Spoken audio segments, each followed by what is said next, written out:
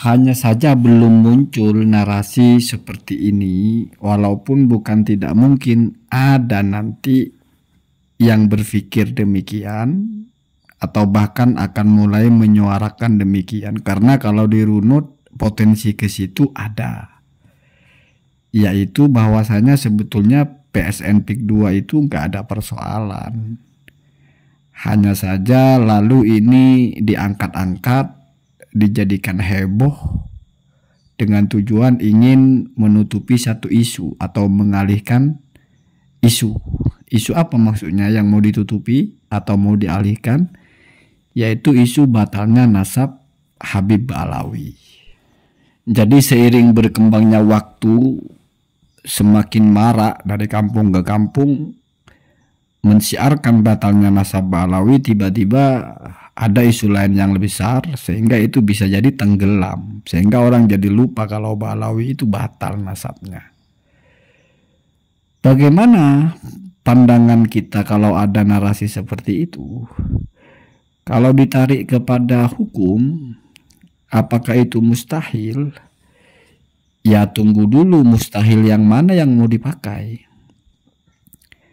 Setidaknya kalau kita belajar mustahil itu kan ada 3 kategori. Ada kategori mustahil syar'i misalnya. Mustahil syar'i itu misalnya mengatakan sholat Jumat atau sholat zuhur tidak wajib, itu namanya mustahil syar'i. Tidak dibenarkan atau tidak masuk secara syariat. Atau misalnya mengatakan orang yang matinya dalam keadaan tidak beriman nanti masuk surga, itu mustahil syar'i namanya. Atau pakai yang kedua, ya kalau yang pertama itu kan standarnya itu adalah syariat Islam, berarti hanya dipakai oleh orang yang beragama Islam. Atau pakai yang kedua, yaitu mustahil akli. Mustahil akli itu adalah musallamat yang diterima semua orang. Apa itu mustahil akli? Adalah sesuatu yang semua akal manusia yang normal mengatakan itu tidak mungkin. Seperti contohnya satu barang atau satu benda, dia itu diam dan bergerak secara bersamaan. Tidak mungkin. Jadi ijtima'ul mutanaqidain itu mustahilun. Dua sifat yang bertentangan terjadi secara bersamaan itu tidak mungkin. Karena barang itu ya kursi lah atau batu lah. Kalau nggak diam, pasti dia bergerak. Kalau tidak bergerak, pasti dia diam. Ini semua akal manusia yang waras. Seperti itu hukumnya. Jadi mustahil batu itu diam sekaligus bergerak. Atau mustahil tidak dua-duanya. Tidak diam, tidak bergerak. Tidak mungkin. Itu masuk kepada, kalau kita belajar mantik, yang harus salah satunya. Tidak boleh dua-duanya tidak ada, tidak boleh dua-duanya bersamaan. Ya. Jadi mani'ul jam'i wal khulu. Ya. Tidak boleh dua-duanya tidak ada, tidak bergerak, tidak diam. Ya. Tidak boleh dua-duanya ada, bergerak dan diam secara bersamaan. Itu namanya mustahil akli. Atau gampangnya kamu tidak mungkin bisa hidup sekaligus mati secara bersamaan. Tidak mungkin juga kamu hidup tidak, mati juga tidak mungkin. Pasti ya, akal kita itu yang waras menetapkan kamu itu kalau nggak mati ya hidup, cuman itu saja. Kalau nggak hidup ya mati. Tidak mungkin kamu hidup enggak, mati enggak. Tidak mungkin juga kamu hidup sekaligus mati. Itu mustahil yang kedua, namanya mustahil akli. Dan ini tidak dilawan oleh apapun. Bahkan Al-Quran dan hadis tidak ada yang melawan hukum seperti ini. Jadi kamu tidak akan pernah temukan isi Al-Quran atau isi hadis yang isinya bertentangan dengan hukum akal seperti ini. Artinya kamu menemukan keajaiban apapun dalam Al-Quran, keajaiban apapun dalam hadis, tidak mungkin melawan hukum ini. Makanya kalau kamu tahu takrifnya mukjizat itu atau karomah itu adalah khoriqul ahdah, bukan khoriqul akli. Dia melawan kebiasaan, bukan melawan hukum akal. Nah, maka masuk kepada kategori mustahil yang ketiga, yaitu mustahil adi. Sesuatu yang secara kebiasaannya itu tidak terjadi atau Nadirul wuku jarang sekali terjadi, sehingga itu disebut mustahil juga, saking tidak pernah terjadinya. Misalnya dibakar tidak panas, itu sesuatu yang bertentangan dengan hukum kebiasaan, karena api itu sifatnya panas. Kan kalau kamu sentuh api biasanya panas, kalau kamu tidak panas itu maksudnya mustahil sudah, tapi secara adi, tapi tidak akli. Artinya kalau akal kita masih bisa aja terima.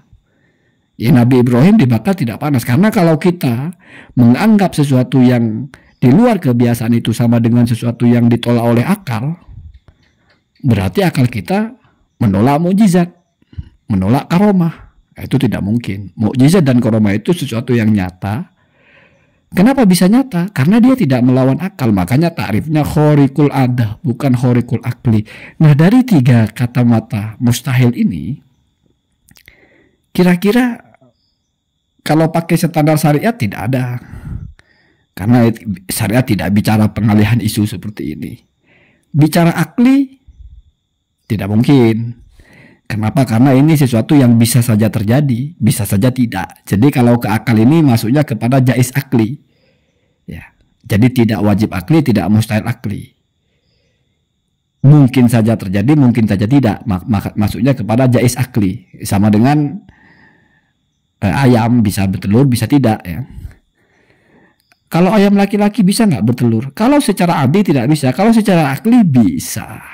Ya, bisa. Kenapa? Karena yang dilawan itu hanya kebiasaan, bukan ketetapan akal yang sudah permanen, tidak mungkin bisa berubah.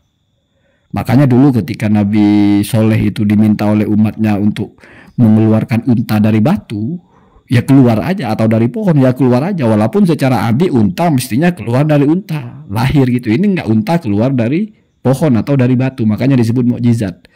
Kalau secara akal, ya akal kita kan tahu bahwa fenomena di dunia ini adalah atas kehendak Allah, dan kehendak Allah itu tidak terbatas di bagian yang biasa atau tidak biasa. Tapi kalau di akli, kamu tidak akan pernah mempertentangkan kekuasaan Allah untuk merubah hukum akal, karena kekuasaan Allah itu tidak berkaitan dengan hukum akal. Lagi pula kalau orang bisa melawan hukum akal, itu bukan hebat. Itu bukan kudro, itu bukan irodah, tapi itu sesuatu yang mustahil. Artinya tidak ada orang dikatakan hebat karena bisa mati dan hidup secara bersamaan. Tidak mungkin. Karena itu sesuatu yang bukan masalah bisa dan tidak bisa, tapi memang tidak akan terjadi. Beda dengan orang mati hidup lagi, itu bisa jadi kehebatan. Dan itu tidak mustahil secara akli, itu mustahil secara adi saja. Jadi kalau kamu belajar sifat 20 itu, kudrot irodat Allah itu tidak berkaitan dengan hal-hal yang mustahil akli. Jadi bisakah Allah misalnya menjadikan Maman hidup sekaligus mati? Itu bukan masalah bisa tidak bisa. Bisa tidak bisa yang menjadi catatan prestasi atau kemampuan. Enggak, karena itu tidak berkaitan dengan kemampuan siapapun. Itu sudah settingannya, memang tidak mungkin terjadi. Ya, itu logika sederhana ya. Nah, kalau masalah ini ya mungkin saja terjadi dan mungkin saja tidak gitu. Kalau secara akli, kalau secara adi, wah ini repot, tergantung yang melihatnya. Yang pertama, pengalihan isu sudah biasa. Tidak mungkin sesuatu itu tidak pernah terjadi, tapi bahasanya kita pakai. Pengalihan isu itu sesuatu yang mungkin saja terjadi. Cuma kalau di sini mungkin pertanyaannya itu selain mungkinkah ada upaya mengalihkan isu batalnya nasab Habib dengan PIK 2? Atau jangan-jangan sebaliknya, mau menutupi isu PIK 2 dengan batalnya nasab Habib. Kalau secara kronologis, kalau kita i'rab gitu ya, heboh-hebohnya PIK 2 ini kan belum lama. Setidaknya lebih lama hebohnya Habib. Jadi sangat mungkin kalau PIK 2 itu untuk menutupi isu nasab ini. Tetapi kalau kita lihat pihak-pihak yang ribut itu kan bukan orang-orang yang anti Habib juga. Bukan, nggak ada kaitannya kayaknya. Mereka orang bicara tanahnya. Dan kalau sejak kapan mulai heboh, ya mungkin di media baru. Tapi kalau pembeliannya kan sudah lama. Artinya di bagian ini ya sulit untuk dipastikan gitu. Apakah isu Habib ingin menutupi isu PIK 2 atau isu PIK 2 ingin menutupi isu Habib? Atau jangan-jangan tidak berkaitan sama sekali, karena ini tidak termasuk kepada yang hidup dan mati itu. Jadi kalau ini bisa dua-duanya tidak ada, bisa dua-duanya ada. Jadi saling menutupi. Isu nasab ingin menutupi PIK 2, isu PIK 2 ingin menutupi isu nasab. Atau sama-sama tidak ingin menutupi. PIK 2 tidak mau menutupi nasab, nasab tidak mau menutupi PIK 2. Berjalan bersamaan, biasa saja. Jadi sama dengan orang makan dan duduk. Bisa saja dua-duanya tidak ada, ya makan tidak, duduk ya tidak. Dia tidur misalnya. Bisa jadi dua-duanya ada, makan iya, duduk iya. Nah, jadi ini maksudnya kepada yang itu. Mungkin saja secara bersamaan. Kalau sudah mungkin secara bersamaan, berarti itu tidak ada halangan untuk berkumpul dua sifat itu atau dua perilaku itu. Maka pasti dua-duanya juga mungkin tidak ada. Sama dengan orang tadi. Kalau diam dan bergerak tidak mungkin itu terjadi bersamaan, tidak mungkin tidak terjadi kedua-duanya. Pasti ada salah satunya. Tapi kalau makan dan duduk, bisa dua-duanya tidak ada, bisa dua-duanya berbarengan. Nah, karena itu sudah berbeda. Jadi ya setidaknya saya bicara ini apa pentingnya. Ya kamu tahulah mustahil ada 3, itu saja ya. Dan ada kalanya hal-hal itu yang sifatnya itu ya tadi itu. Mani'ul jam'ih tidak mungkin berkumpul, mani'ul hulul tidak mungkin dua-duanya nggak ada. Ya, seperti bergerak dan diam, mati dan hidup. Atau gampangnya menghadap ke barat dan menghadap ke timur. Jadi tidak mungkin kamu bisa menghadap ke barat sekaligus menghadap ke timur. Tetapi kalau ini beda lagi. Ini bisa dua-duanya tidak ada. Ya kamu menghadap ke selatan. Tidak menghadap ke barat, tidak menghadap ke timur, berarti kan dua-duanya tidak ada. Kamu menghadap ke selatan karena arah tidak cuma 2. Nah, jadi kamu pikir-pikir aja. Ada 2 sifat yang bertentangan itu yang tidak mungkin dua-duanya tidak ada dan pasti tidak mungkin berkumpul. Mati dan hidup, tidak mungkin kamu tidak mati dan tidak hidup, tidak mungkin dua-duanya bersamaan, pasti salah satunya. Ada kalanya dua-duanya itu bisa tidak ada berbarengan, bisa ada berbarengan. Makan dan duduk. Bisa sedang makan sambil duduk, bisa tidak makan dan tidak duduk. Ya kalau salah satunya apalagi, bisa makan sambil tidur, bisa duduk sambil minum, nggak makan ya. Itu merefresh pengetahuan kita. Dan itu nanti kenapa dibahas? Karena berkaitan dengan akidah sebetulnya.